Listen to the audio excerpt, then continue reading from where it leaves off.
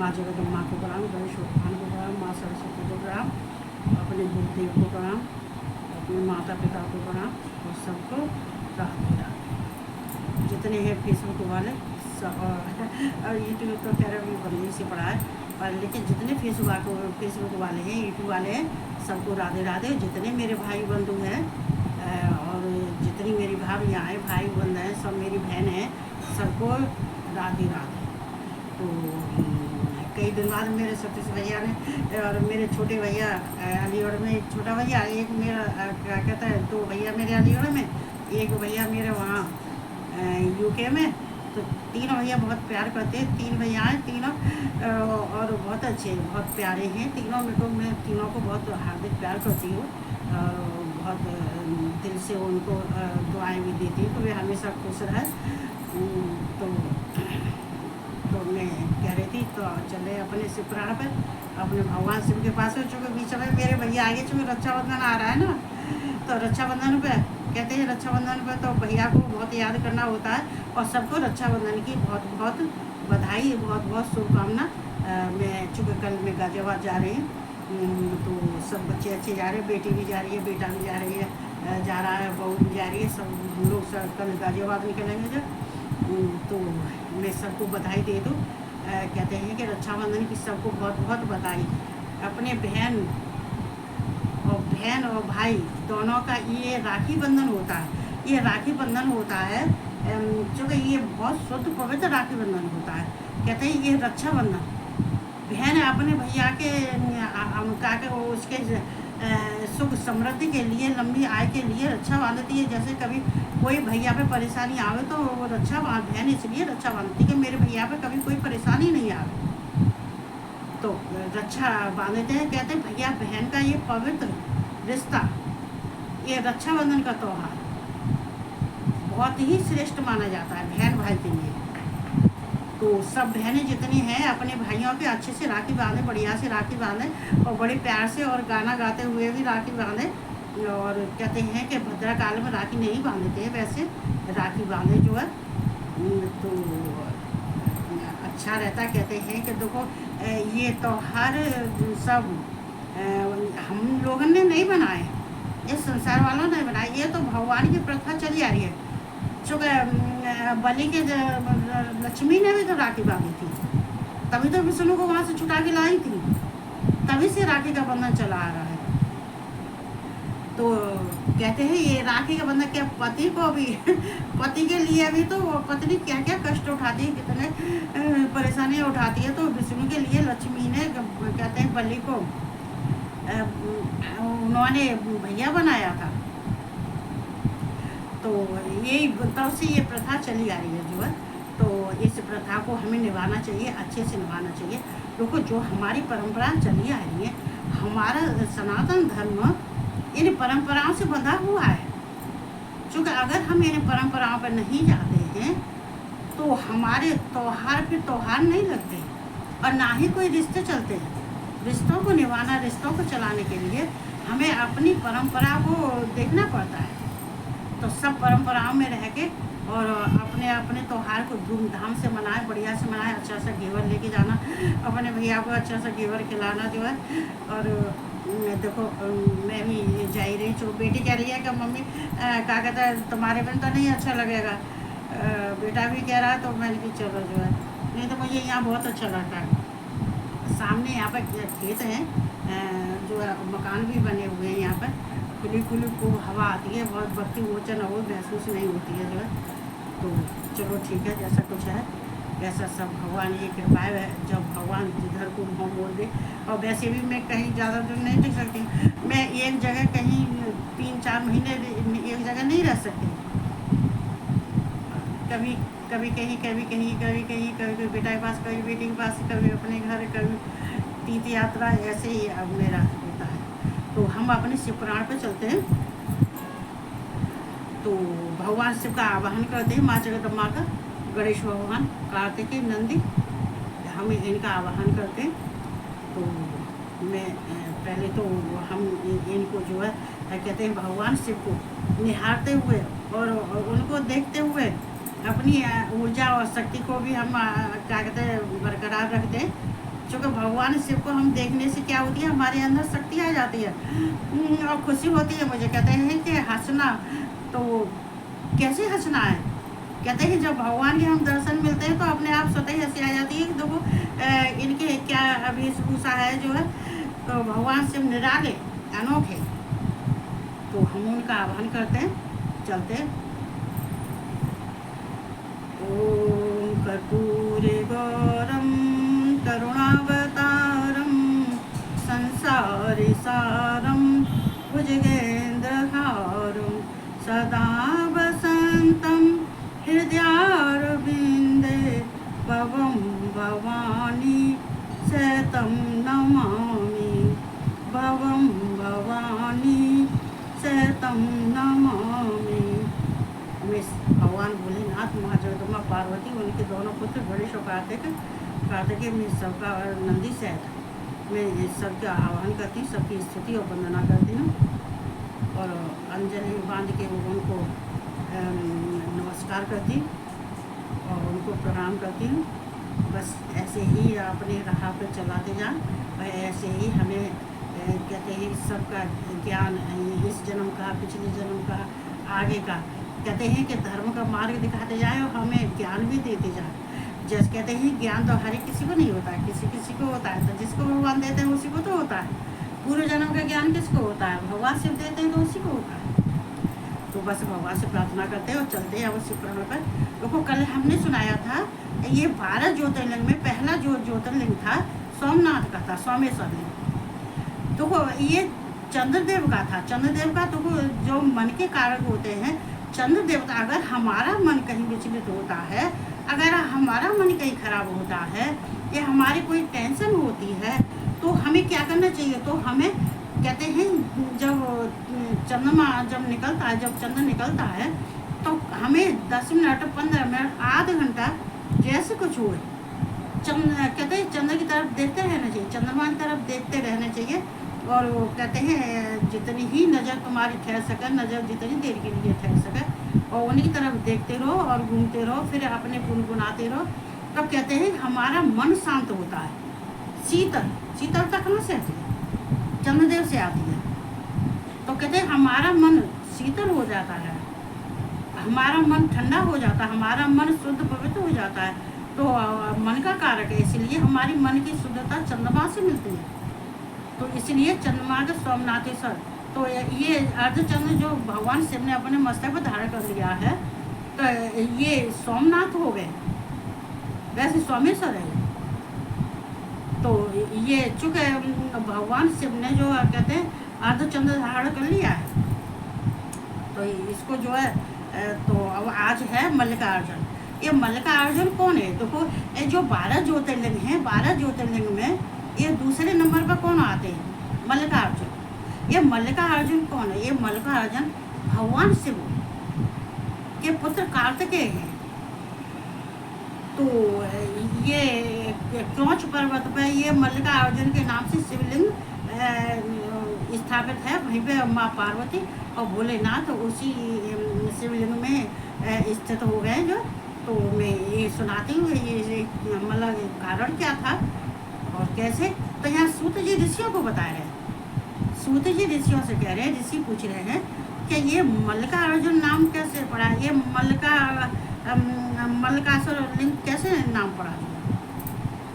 तो यहाँ पे तो पूछ रहे हैं ऋषि मुनि, तो यहाँ पे सूत जी बता रहे हैं उनको कि जैसे कि तारकासुर था, ये कार्तिकेय भगवान शिव और माँ पार्वती जगदम्बा के पुत्र हैं। लेकिन इनको उत्पन्न करने के लिए देवताओं ने भगवान शिव से प्रार्थना की थी, और ब्रह्मा विष्णु महेश और देवताओं ने सबने क्या कहते हैं उनसे प्रार्थना की थी। चूँकि ये क्यों की थी, चूँकि ये तारकासुर था तो ये बहुत ही बलवान था, तेजस्वी था। तो ये किसी के मारे से नहीं मरता था, और इसने इतना आतंक उठा रखा था कि ये जितने ही देवता थे सारे स्वर्ग लोक पे अपना अधिपति जमा रखा था उसने। इंद्रदेव को भी निकाल दिया और स्वर्ग का और इंद्रदेव को निकाल के इंद्रापुरी का कहते वहाँ का राजा बन बैठा। तो इसे मारने के लिए तब भगवान ने देखा कि ये तो सबको बहुत परेशान कर रहा है, ये तारकासुर और किसी के हाथ से मर भी नहीं सकता है। चूँकि उसको ब्रह्मा ने वरदान दे दिया था कि तारकासुर तुम्हारी मृत्यु किसी के हाथ से नहीं होगी, तुम्हारी मृत्यु तो उसके हाथ से होगी जो के दो मृत्यु तो सबकी होती है, जो आया है वो तो जाएगा जाएगा, मृत्यु तो तुम्हारी होगी, पर मृत्यु तुम हमें बताओगे तो उसी हिसाब से फिर हम आपको बताते हैं कि तुम कैसी मृत्यु चाहती है। तो बोले कि ठीक है, अगर ब्रह्मा जी हमने इतना तप किया है तो वरदान हमें नहीं दे, तो इतना वरदान तो दे ही सको, अगर मृत्यु भी होगी तो ऐसे से हो चूँकि भगवान शिव और पार्वती के उनका पुत्र होना चाहिए, उनके पुत्र के हाथ से हमारी मौत होनी चाहिए। उनको मालूम थी, तारका को मालूम थी कि सती तो भस्म हो गई है और भगवान शिव की शादी नहीं हुई है, तो कैसे तारका का वध कैसे हो सकेगा, तो मेरा वध कैसे होगा। लेकिन उसको नहीं मालूम पड़ी कि सती ने पार्वती के रूप में जन्म ले लिया है, माने के जहाँ मैना के जहाँ, उसको नहीं मालूम थी। तो ये सब देवताओं के प्रपंच से ये सारे कार्य हुए थे।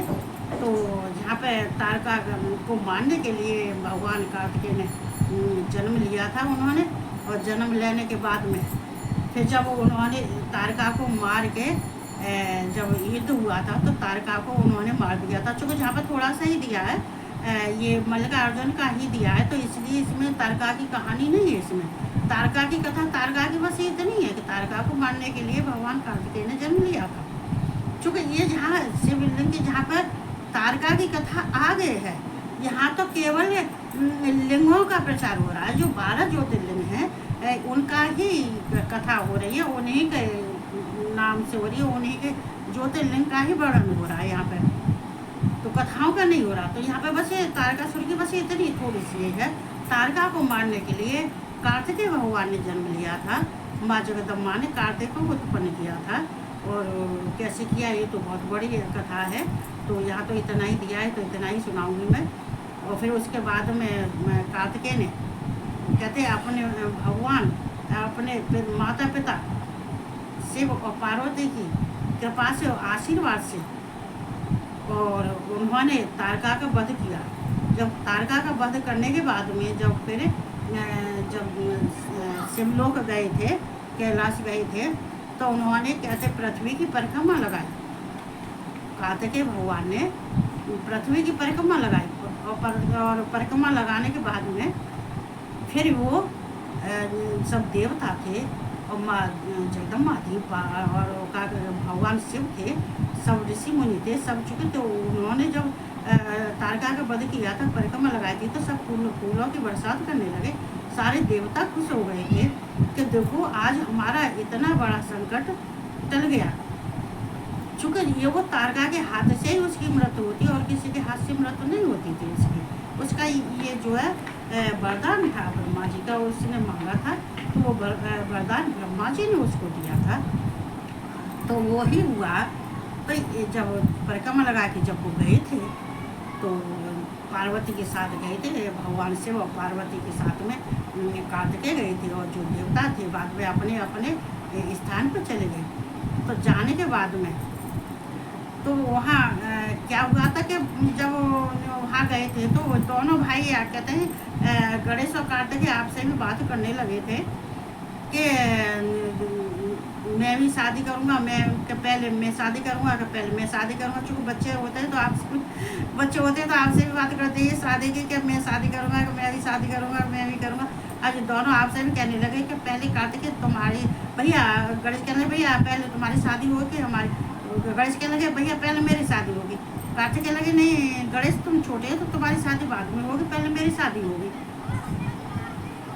उन्होंने भगवान शिव को और पार्वती को कहते हुए सुन लिया था। जो बच्चे वो ही करते हैं जो अपने माता पिता पे देखते हैं या सुनते हैं। वो आपसे भी बहुत खुश हो रहे थे कैलाश पर।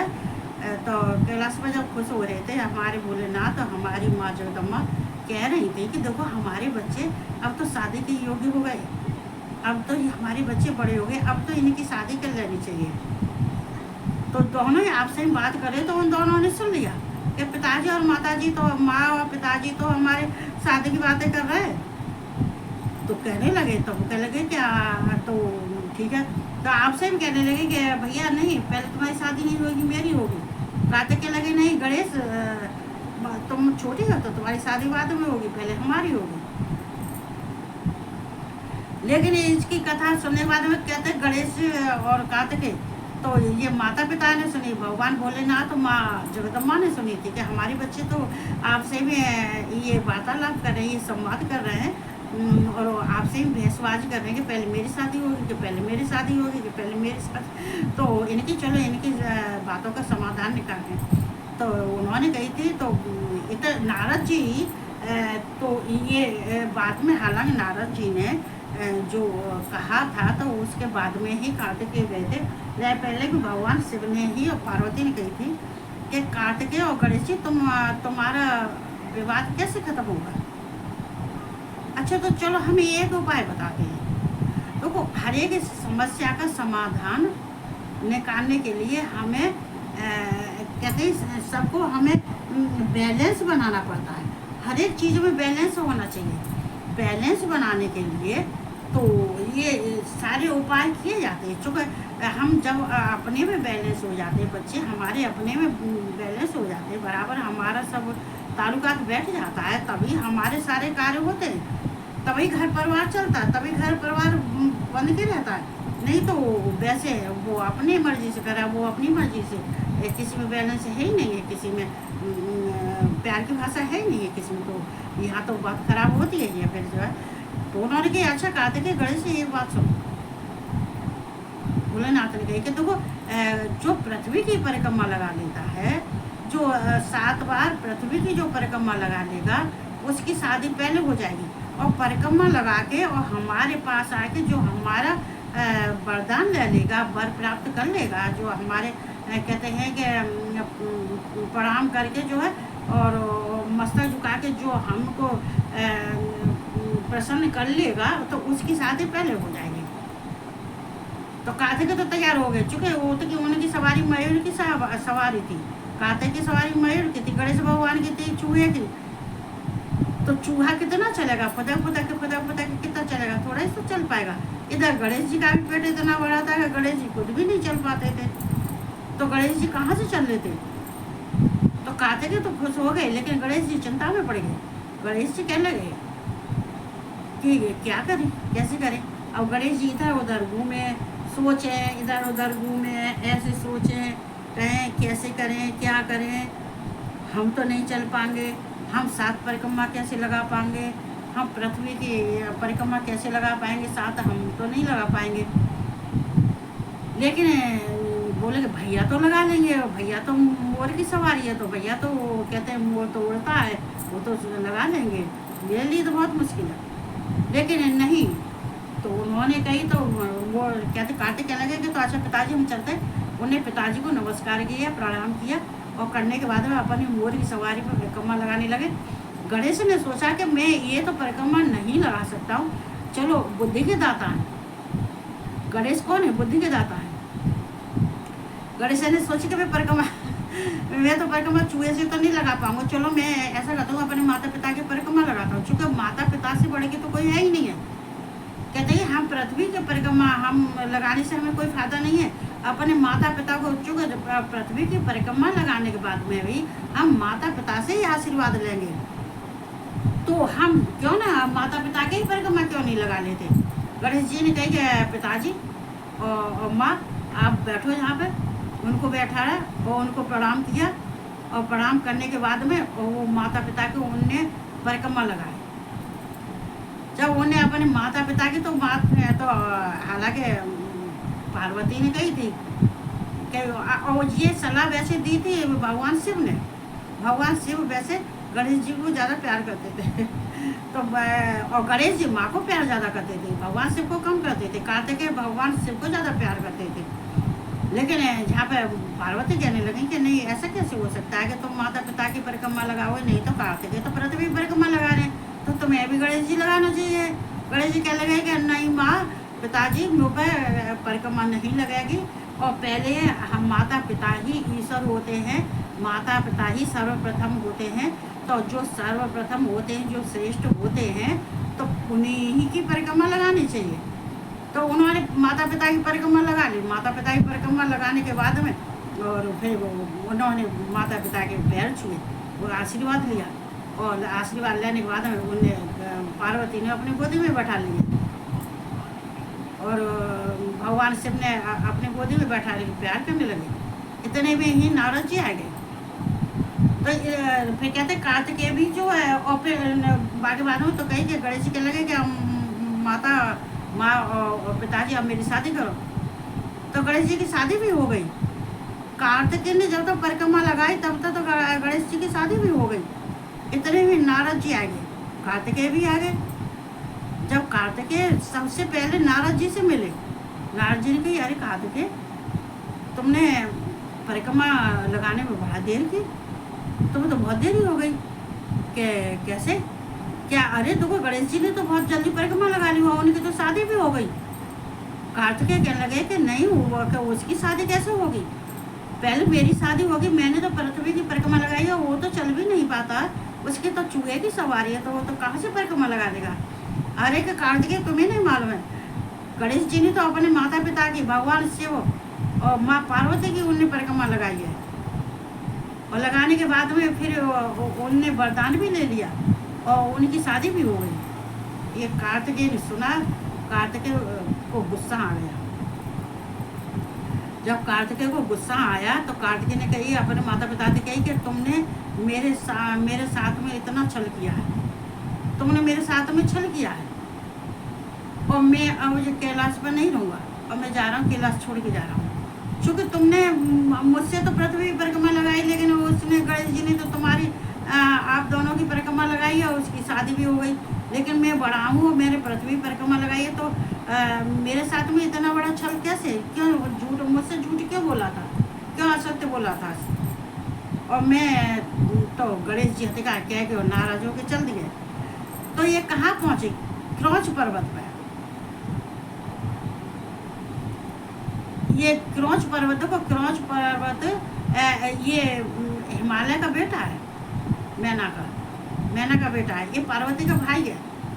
क्रौच जो है, तो क्रौच पर्वत है, ये पार्वती का भाई है। ये क्रौच पर्वत पर पहुंच गए और गुस्सा हो गए। जब पहुंच गए तो फिर पार्वती में भगवान से में लड़ाई होने लगी। पार्वती कहने लगी कि महादेव, तुमने बहुत छल किया है कार्तिक के संग में, तुम्हें इतना ऐसा छल नहीं करना चाहिए, और तुम्हें झूठ नहीं बोलना चाहिए, धोखा नहीं देना चाहिए। ये जो तुमने किया अच्छा नहीं किया है।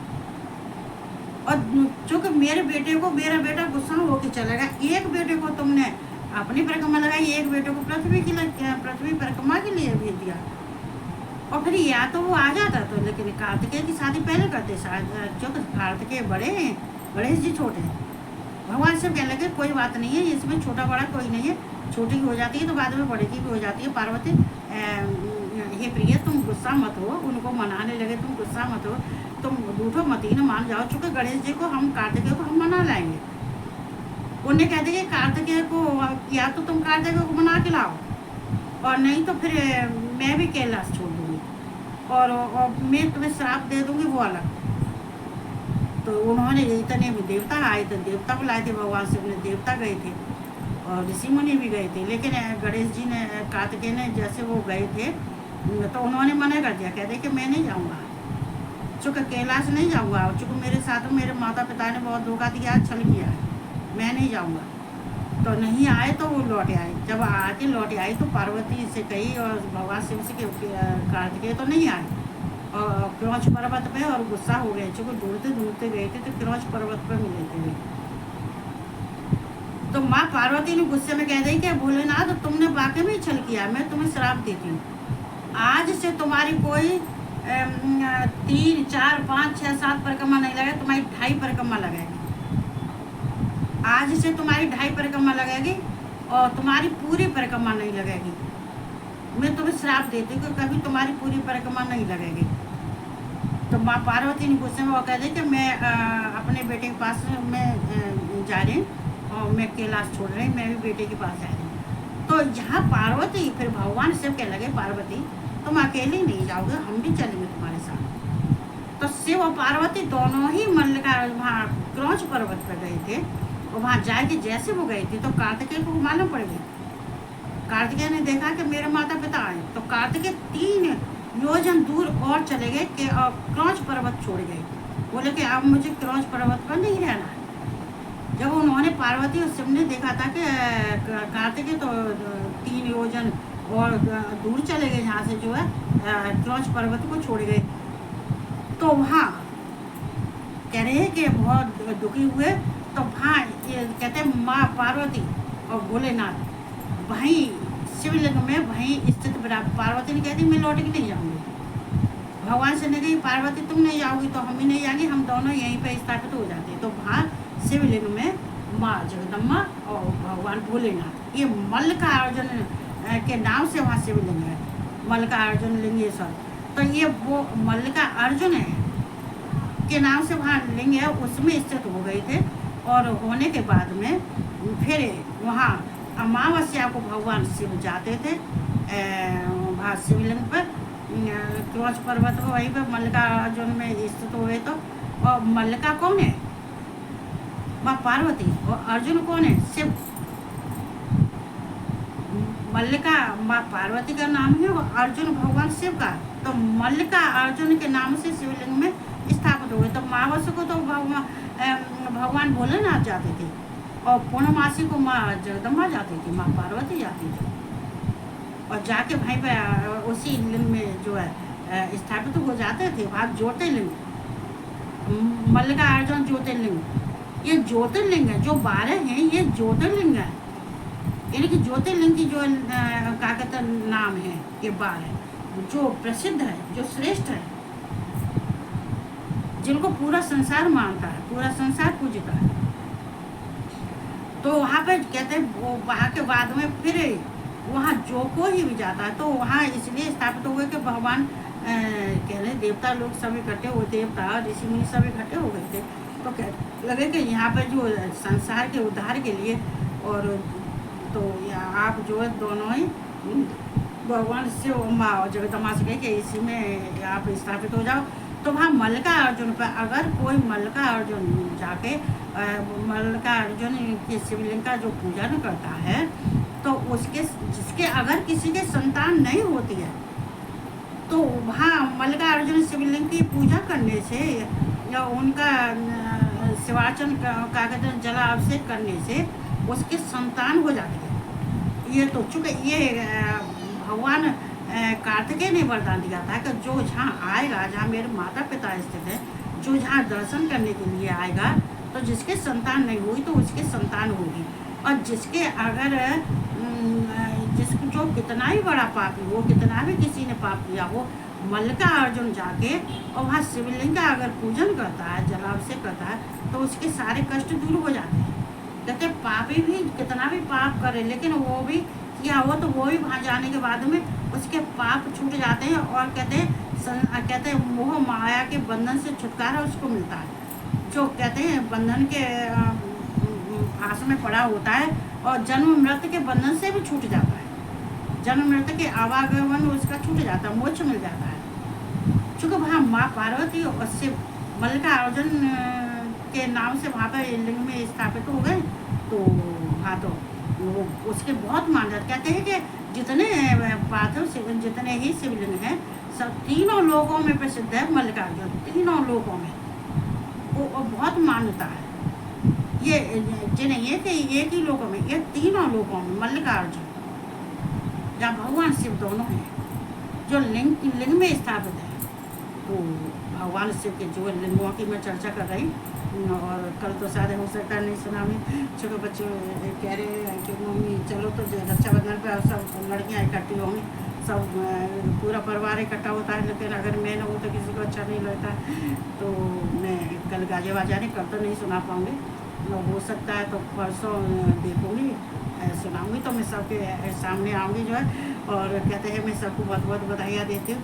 रक्षाबंधन की जितनी मेरी बहनें हैं और जितने मेरे भैया हैं, मेरी तरफ से एक राखी सबके बांध देना संसार में। विमलेश शर्मा और विमलेश शर्मा के नाम से या विमलेश भारद्वाज के नाम से सब मेरी भी राखी मेरे भैया के बांध देना जो है। चूँकि मेरे तो संसार में राखी बांधने की मुझे तो कहीं जगह नहीं मिलती, नहीं तो मैं तो सबके बांध के आऊँ, जो मुझे बहुत अच्छा लगता है। मैं खैर अपने अलीगढ़ तो नहीं जा पाऊँगी और एक यूके में बैठे तो वहाँ भी नहीं जा पाऊँगी, पर हाँ राखी तो भेजी दी है मैंने। देखती हूँ तो बस इतना ही कहते ही अब मैं गीता सुनाने जा रही हूँ। और जितने यूट्यूब वाले फेसबुक वाले हैं मैं सबको राधे राधे करती हूँ और मैं अपने वाणी को विराम देती हूँ।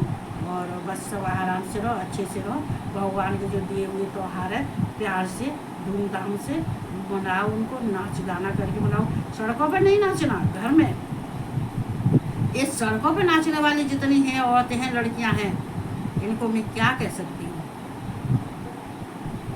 इतना गंदा खेल खेलती है, इतना गंदा खेल खेलते हैं इस संसार में। सबके लिए क्या कहूँ, एक करता है और नाम बदनाम होता है सबका। तो किस संसार का सबका नाम कैसे लूँगी सब। तो जैसा कुछ है तैसे बस सबको राधे राधे और सबको गुड नाइट।